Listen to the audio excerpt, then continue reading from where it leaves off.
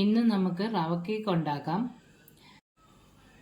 ഓവനോ ബീറ്ററോ ഒന്നും ഉപയോഗിക്കാതെ നമുക്ക് ഗ്യാസ് അടുപ്പിൽ വെച്ച് ഉണ്ടാക്കാവുന്ന ഒരു കേക്കായത്. ഇതെങ്ങനെയാണ് ഉണ്ടാക്കുന്നതെന്ന് നോക്കാം. മിക്സിയുടെ ജാറിലോട്ട് 2 മുട്ട ഒഴിച്ചു കൊടുക്കാം. ഇത് റൂം ടെമ്പറേച്ചറിൽ വെച്ച മുട്ട വേണം. ഇനി ഇത് നല്ലോണം ബ്ലെൻഡ് ചെയ്തുകൊണ്ട് വരാം. ഇത് നല്ല പതയണം. ഏകദേശം 1 മിനിറ്റെങ്കിലും അത് അടിച്ച് അത് നല്ല പതഞ്ഞ് വരണം.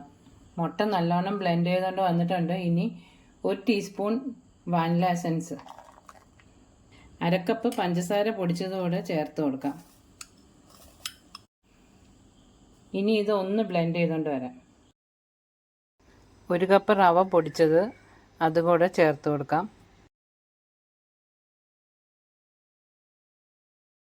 2 ടേബിൾ സ്പൂൺ പാൽപ്പൊടി കൂടെ ചേർക്കാം. 3/4 ടീസ്പൂൺ ബേക്കിംഗ് പൗഡർ. ഇനി 1/2 കപ്പ് സൺഫ്ലവർ ഓയിലൂടെ ഒഴിച്ചു കൊടുക്കാം.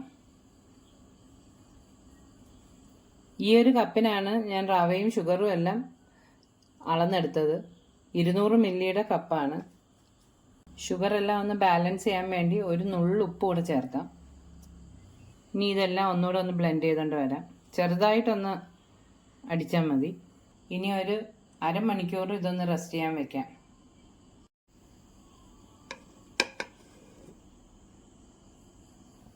അരമണിക്കൂറായി. ഇനി കേക്ക് ടിന്നിലോട്ട് നേരത്തെ വെച്ചിരുന്ന ആ ബാറ്റർ ഒഴിക്കാം. കാസ്റ്റ് അയണിൻ്റെ നല്ല കട്ടിയുള്ള ഒരു പാത്രമാണ് എടുത്തിരിക്കുന്നത്. അതൊരു 10 മിനിറ്റ് പ്രീ ഹീറ്റ് ചെയ്യാൻ വെച്ചിട്ടുണ്ട്. ഇനി ഈ കേക്കിൻ്റെ ബാറ്റർ എടുത്ത് അതിലോട്ട് വെക്കാം. ഒരു 30 മിനിറ്റ് ലോ ഫ്ലെയിമിലിട്ട് ബേക്ക് ചെയ്തെടുക്കാം. 30 മിനിറ്റ് ആയപ്പോഴത്തേക്ക് അത് വെന്തില്ലായിരുന്നു. പിന്നെ ഒരു 45 മിനിറ്റ് വരെ വെച്ച് ഇപ്പോൾ കേക്ക് റെഡി ആയിട്ടുണ്ട്. ഇനി അത് തണുത്തതിന് ശേഷം ഡിമോൾഡ് ചെയ്യാം. റവ കേക്ക് റെഡി ആയിട്ടുണ്ട്. നല്ല സോഫ്റ്റ് റവ കേക്ക്, പെട്ടെന്ന് നമുക്ക് ഉണ്ടാക്കാം. എല്ലാവരും ഒന്ന് ട്രൈ ചെയ്ത് നോക്കണേ.